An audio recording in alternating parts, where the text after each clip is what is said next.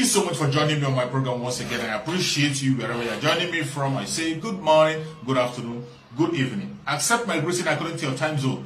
If you have not subscribed to my channel, please kindly subscribe to my channel.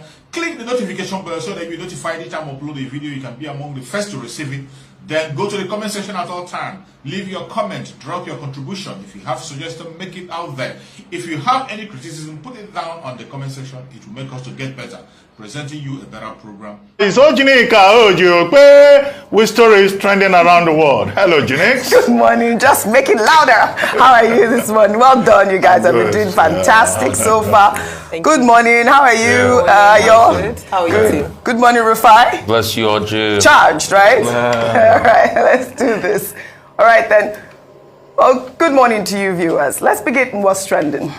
The Independent National Electoral Commission has come under fire on social media after the commission declared the presidential candidate of the All Progressives Congress winner of the 2023 presidential election. The INEC Chairman, Professor Mahmood Yakubu, declared Tinubu winner at exactly 4:10 a.m. on Wednesday in Abuja.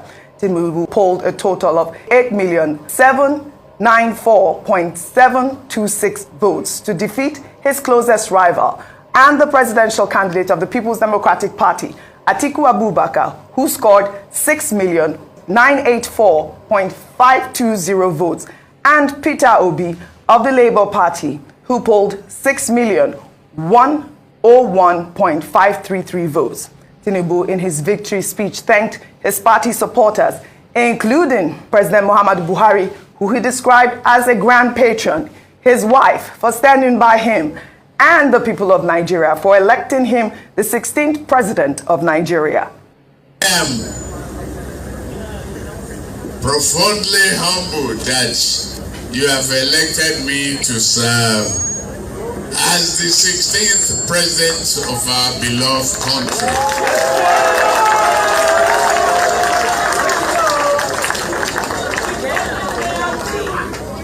This is a shining moment in the life of any man and affirmation of our democratic existence.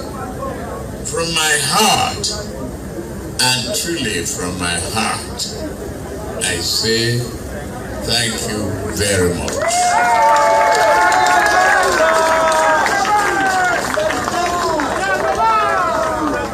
How humble could I be if I do a cultural idobale? It won't satisfy many people who don't understand it. If I do a cultural nail bending, other than thank Allah, nobody will understand it. But I wish all of you well. I wish you very, very well. Whether you are a position holder or not. But I want to point to a man who is among you here. He is a position holder. His name is Ibrahim Masari from Sanford. And I've changed his state now. Instead of Gazina, I'm deporting him. But there's no person can talk of his integrity, honesty, dedication, trustworthiness as much as this man. I say whether you are ratified or articulated, obedient, or have any other political affiliation, you voted and strove for a better Nigeria, more hopeful nation, and I thank you for your participation and dedication to our democracy. You decided to place your trust in the democratic vision of a Nigeria founded on a shared prosperity and one nurtured by the ideas of unity, justice, peace, and tolerance. Renewed hope has dawned and landed in Nigeria. Well, like I said, the INEC chairman has come under fire. I'll take some tweets so we can feel the pulse of the people. This is from Larry, who wrote, Bola Tinubu was voted the next president of Nigeria by only 9% of eligible voters, according to official results. Well, Jeff wrote, allocation of votes to APC made Tinubu to be declared winner, contrary to the Electoral Act. And because of our already compromised Supreme Court, INEC and APC are telling Nigerians to go to court. It's now the season of liars and manipulators of the law. Well, another tweet there goes, at Arise TV, if INEC can rob Nigerians of their clear-cut victory in broad daylight, what can't Nigerian courts do? Nigeria's system have failed us woefully. The INEC chairman sat for 72 days and breached the rule of law, which judiciary body or personnel stood up to challenge him.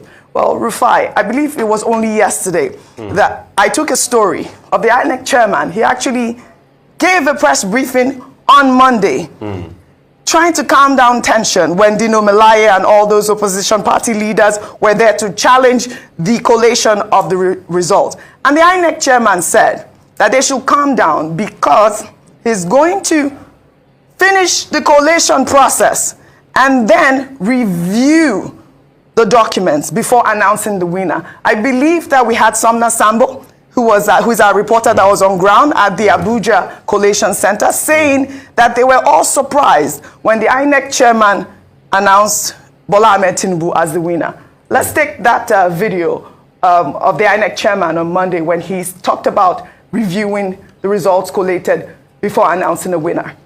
The process has to be concluded first before you can then talk about power to review. I want to assure political parties the evidence that you have of any alleged wrongdoing at any level of the process, whether it's at the polling unit or at collation level, please forward this information. And I promise you, as soon as the process is concluded, we'll then do the review as provided by law. On this note, I beg you for us to proceed with the process. Thank you very much. We see the INEC chairman here is reneged again on his promise. The INEC chairman is the returning officer and he has the power to decide based on the feel of the people, the thought process of the people. And he did attend the briefing where opposition leaders were saying that we have all these results and they are not tallying what you have. And he did in that video say we should remain calm so that the collation process would come to a close. Now, before reviewing the documents, what are your thoughts on that? Sorry to say, but I don't believe anything the INEC chairman says. I'm sorry to say that. This was the same INEC chairman that says that results will be transmitted on IRF. But he didn't do what he said before, so I don't take his word seriously. And what he might just have said was just to calm down frayed nerves. And also, I take anything INEC says as a pinch of salt. INEC has been greatly discredited with this action because they have constantly violated the law. It is written crystal clear. You have guidelines. You follow the guidelines. You follow the guidelines. You have the powers to make your own law, as enshrined in our Constitution, Section 160. Yes, there was a proviso there, and specifically INEC was mentioned. You laid out the guidelines. These are the rules of the game. You and I know the rules of offside in football. You and I know the rules of what constitutes a goal. The rules of football were reviewed. That you can actually still annul a goal after a VAR check if the circumstance doesn't meet up. So what you're saying invariably is you're changing the rules in the middle of the game. And you expect people, what are your rules? Your rules are your guidelines. And the lawyer here, Owodigogo, alluded to that. Yes. So if he changes that and people raise concerns about that and he proceeds, his word doesn't carry weight. And concerning the, what is it called? The victory speech, I think there's a lot that I expected to be said, but that was not said. I think the speech was more about a celebration of his achievements. I've arrived, and me and my party did it. But you cannot say that because now you've become a leader for all of us. A victory speech is to be able to feel the pulse of a nation and be somber and be able to talk to the hopes and aspirations of a nation. And I think the president-elect bungled that victory speech. There was no need for giving political jabs, Gorilla. We have campaigned in poetry already. I thought this was the time for the prose of governance. So you mentioning, Kwankasiya, obedience and everything. Yes, that might be conciliatory. But the most important opportunity for you to have done that, you nullify that opportunity by calling somebody a raging gorilla. Oji, please, let me just ask you, what if CNN or any foreign media had dipped in life to that speech? And that was the first interface of a president-elect of Nigeria to the world. What message will it send to the world about us as a people? I think we should do better. I hope he will do better during inauguration speech. And I think, most importantly, our country has never been this divided. And we need to heal our country across board. All right, so there is work that has to be done. But in all of this, congratulations to the city boy. City boy. But it's time. He's got his day in the big city called Nigeria. You can't take it away from him, pending what the court says. But it's time, most importantly, to get the work of this country, fixing this country done, because this country is bleeding. Nigeria is on its knees, and this is not a time for political jab. Nigeria needs a statesman and a father. All right, then. Dr. Drbati. Well, okay. First, you took the speech by Asiwaju Bola Ahmed Tinubu. Yes. And in that speech, he tried to strike all the right notes, calling for peace, unity, collaboration, reconciliation. And then he talked about the theme of his campaign, which is renewed hope. And he says that the era of renewed hope has come. And it's promising Nigerians prosperity.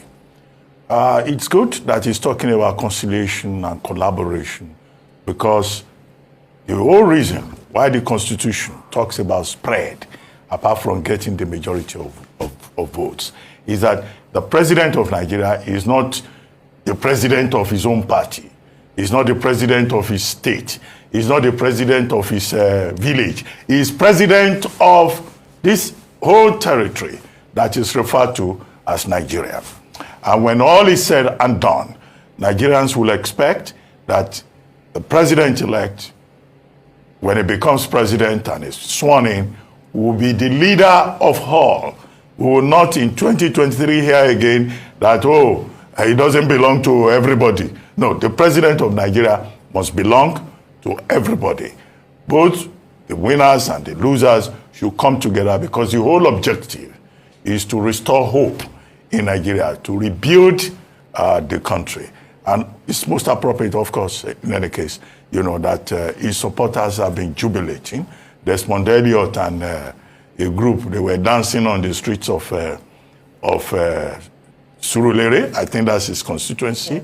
On social media, some people have been on overdrive, advertising Ashwebi, you know, and telling Nigerians to come and buy a family uniform ahead of the celebration. The half of Nollywood, particularly the Lagos crowd, they seem to have abandoned their craft temporarily. They've all become, you know, celebrants on social media. So that's the kind of excitement that it has, his victory has generated among his supporters. Yes. You can ask whether, of course, the statement made by the president in his own speech, in his own statement, in his congratulatory message, when he said, the people have spoken. Have Nigerians spoken? We say Nigeria decides. Have all Nigerians decided? And that is why, the footnote to all of this will have to be the agitation by the other political parties, Labour Party, People's Democratic Party, the AAC, African Action Alliance, the NNPP, and also the African Democratic Congress, who we have been told the only option available to them is to go to court. Now, you talked about the chairman of the... which is the major story. Of yes. INEC. Yes. The chairman of INEC was simply referring to the law. We had A.J. Owonekoko on this program before he joined us. And A.J. Owonekoko was saying that the chairman, as the returning officer for the presidential election, is not in a position to cancel an election that is in process or the collation of results that is in process. Cancellation can only be done according to the law at the polling unit level. Now, once the process had started, then of course the review can come after. We have now reached that stage where the review can follow. And the principle, spelled out by the INEC chairman is in section 149 of the Electoral Act 2022, which simply says that the decision, the results, remain valid. Whatever INEC has done remains valid until otherwise upturned or validated, depending on what the issue is in court, by a court of law. So we're likely to see, a lot of legal fireworks. We're likely to see people going to court. And if that happens, as it would, that would be most unfortunate, because the big expectation was that the current electoral process will not result into so many litigations. Ahead of the election, even the court, the judiciary was complaining that there were too many cases in court. Mm-hmm. In fact, there will be more after this election, most likely. But what is important is for people to respect the rule of law, mm-hmm. and for due process to be followed, as the international community, the community of international observers, have also pointed out. Don't forget that yesterday the international observers visited the 4 leading candidates from the APC presidential candidate to the Labour Party candidate, the NNPP candidate, and also, the PDP presidential candidate. And what all of them, West African Elders Forum, led by John Mahama, President John Mahama, and President Jonathan, what they are all asking for is calm, peace. Because, as they put it collectively, Nigeria is so important to the stability of the democratization process, not just in West Africa, but the whole of Africa. All right, we'll take another story. Leaders of opposition parties have been calling for the cancellation of the presidential election that took place on Saturday, February 25th. On Tuesday, the 2 main opposition parties, the PDP and the Labour Party, held a joint news conference declaring that the election cannot be legal if it did not follow due process, according to the Electoral Act.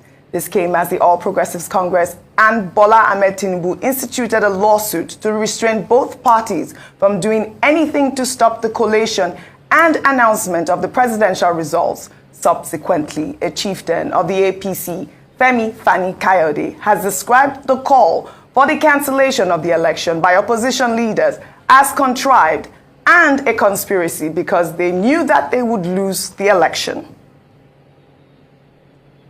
As far as I'm concerned, this was contrived. They knew they were going to lose. We spoke a few weeks back about the whole idea and conspiracy to come up with some kind of ING, which is really what they want, knowing they cannot defeat our party and our candidate. And we're seeing this, unfolding before our very eyes. So Nigerians need to understand it for what it is. When they gather together, like 3 blind mice, like they did today earlier, talking about aborting the process, aborting a democratic process, removing an INEC chairman because you're not winning, and then President Obasanjo, and it hurts me to have to say this, will come and add his voice to the whole idea of aborting a democratic process. These are not Democrats, these are tyrants. These are people that cannot accept the whole idea of losing an election. They're not man enough. They're not strong enough. If there's a problem, go to court afterwards. That's how civilized people behave.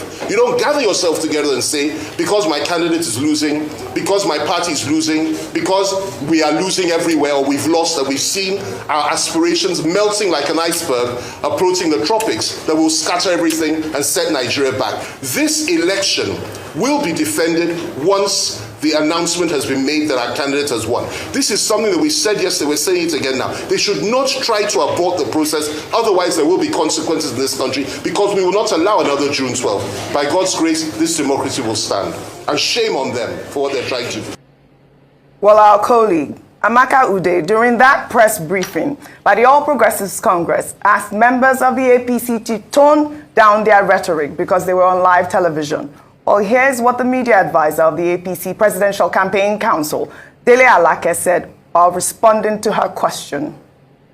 We are live on TV, so if we can actually tone down the language, that would be appreciated, because there are young people who are watching. No. You can't tell us how to answer. You can't tell us. No. Sorry, gentlemen, please leave her. Please, let us hear. I will respond to the issue you raised about lowering our language, okay? Now, you carried live the press conference of PDP and LP just now. Yes. You carried live Dino Melaye shouting, huffing and puffing and employing gutter snipe on air on your station. Now, before then, your station has carried live more obnoxious and pugnacious statements, right? Yes. So therefore, your point, you have made your point. We have listened to you. We have responded. Ask your question. They are saying irretrievably compromised. That's how they're tagging the election. So are you saying INEC should continue with the process as it is right now, despite the fact that just this morning the rec in Rivers State refused to even announce the result because of threats to his life, showing that things are not perfect. So what I'm asking you in essence is, are you saying we should continue? To your question, now we are saying that you cannot abort a baby when the pregnancy is in full term. It has reached full term. Now, Festus, just said something to you. These are lawyers surrounding us. And they've pointed out that in a process like this, in an election covering over 176,000 polling units, you cannot have every unit in perfection. And I did say that there is no human conduct, least of all your organization, that is perfect, right? I know a little bit of journalism practice. I just don't know a little bit of it. I'm trained in journalism and I've practiced it all my life. And I can also say categorically that your small organization breaches the code of ethics of journalism on a daily basis. Does that mean that we should close it down? Very well spoken. That is the principle of what we are saying. That you have one or two glitches in a process covering 176,000 or more polling units does not amount to aborting the entire process and aspirations of over 200 million Nigerians. That's what we are saying. Move on to the next question. Yes, I'd like to condemn the attack on our journalist. I mean, Dele Alake calls himself a journalist. I don't know how he would feel if he was treated in that manner. Ayo, really quickly. All right, so I thank you so much for opening and saying that in terms of condemning outrightly the way he responded to a question by a journalist who was just doing her job. Yes. Tamaka Odewalker had asked the question, and even before, you could see almost veins popping, almost all of them. One woman about a retinue of spokespersons wanting to respond to just that one person. And perhaps the fact that she mentioned she was from Arise News probably triggered something. I don't know why APC spokespersons, whether when they come to a show or when they refer to Arise News channel, are already on the defensive. It's almost as if they want to attack. Completely I don't know unnecessary. Why. So there's certain languages that they use that seemed to intimidate, that intimidation language, dismissive, obnoxious, making noise, I'll respond to you, let's hear. These are things that what we talk about, if we want a true democracy, you must have a free press. If you cannot have a press that can ask you questions, even uncomfortable and difficult questions, then you're not ready to run a democracy. You're not ready for that. And like you mentioned, coming from Mr. Dele Alake, who is a seasoned journalist, who in his days questioned the government, well, he is a seasoned journalist, questioned the government of the day, and they call themselves the radicals, they fought for democracy. This is anti what they speak about. That's one. And then the second part of it was that there was a veiled threat. I don't know about you, but I heard it when they said that, they criticized the way and format in which Arise has operated or conducted itself during this election process and said, should we have shut you down?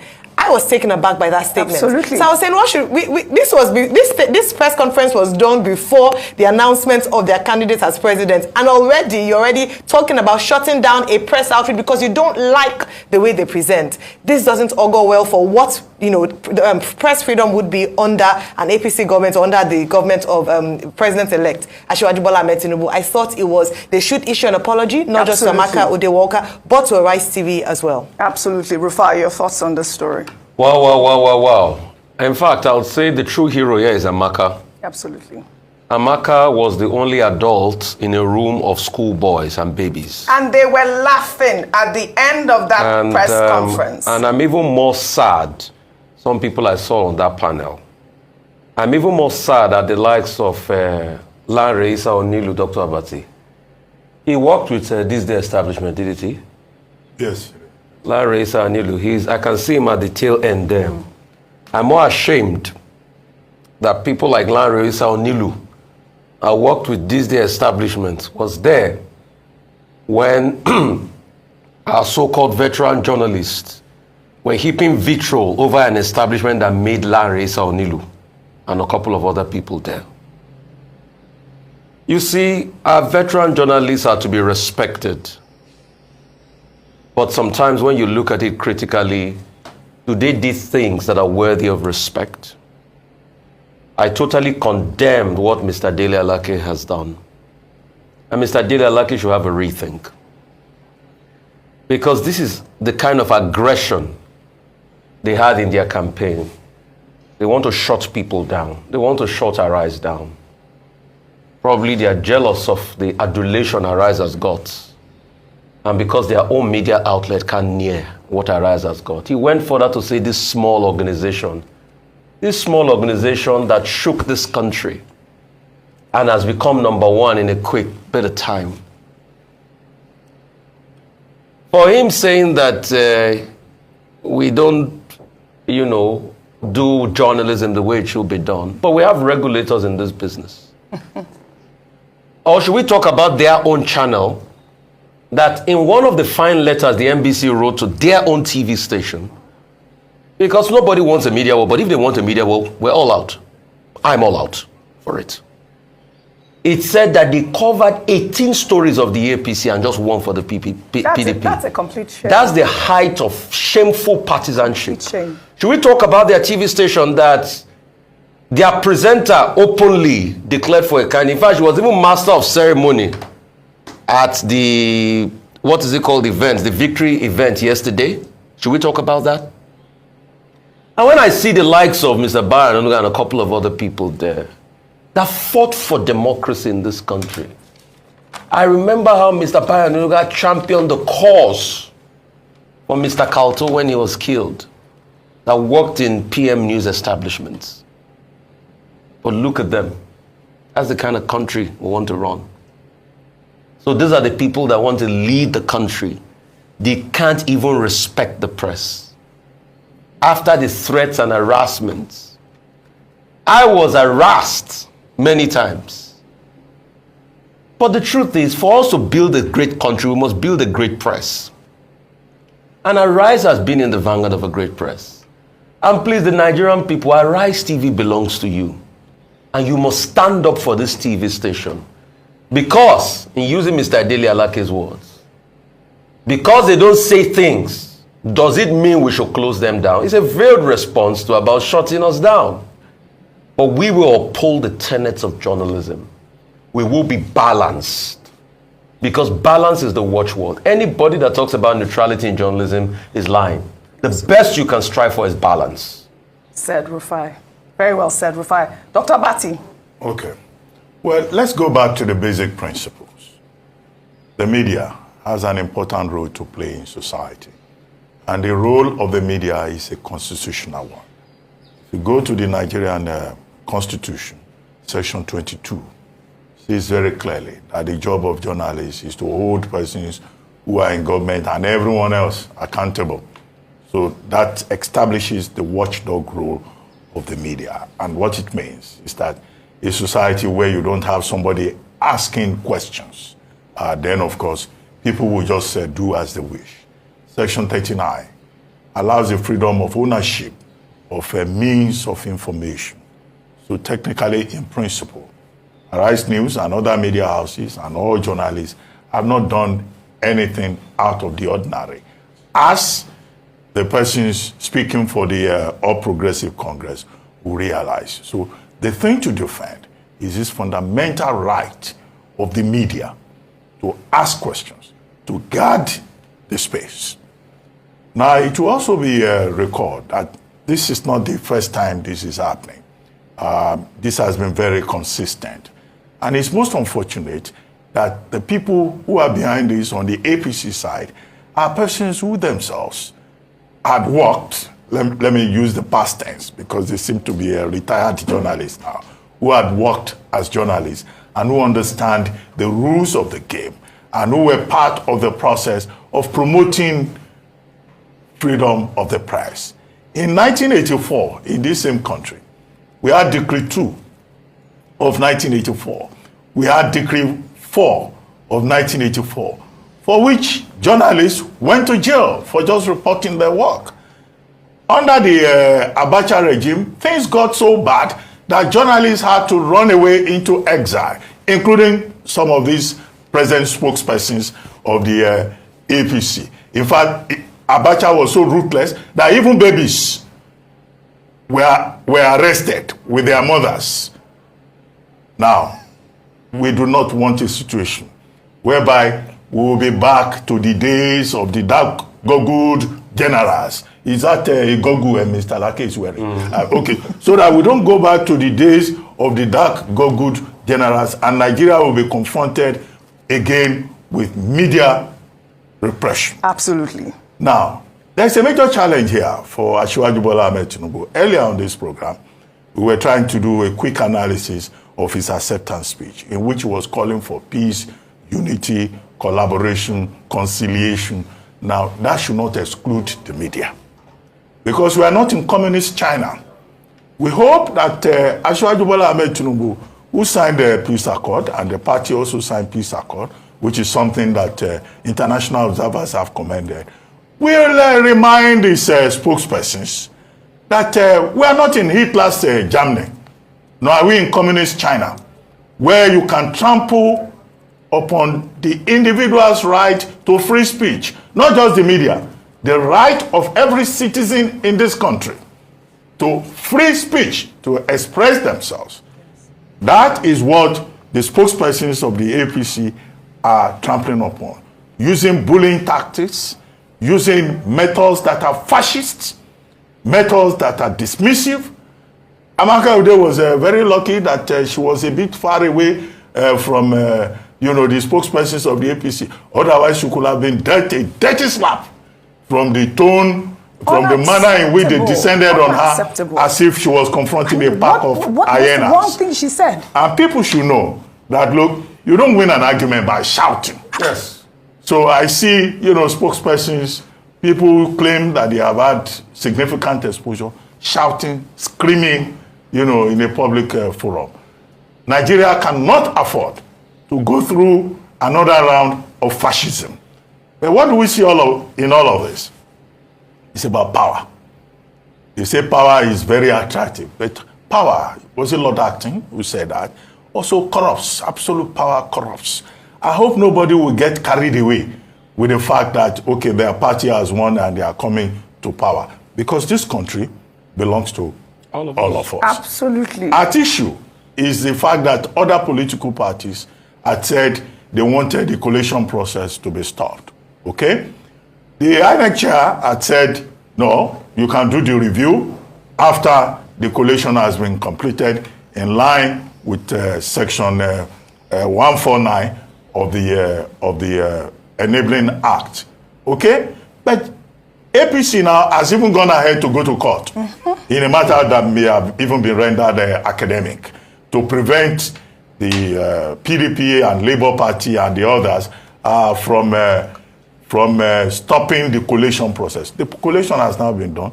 The writ of summons, the originating summons, and the motion on notice that they have filed in that regard has been rendered academic. But the parties still have the right to go to court to challenge the outcome. Yes. And that is what is recommended, that everybody should operate under the rule of law.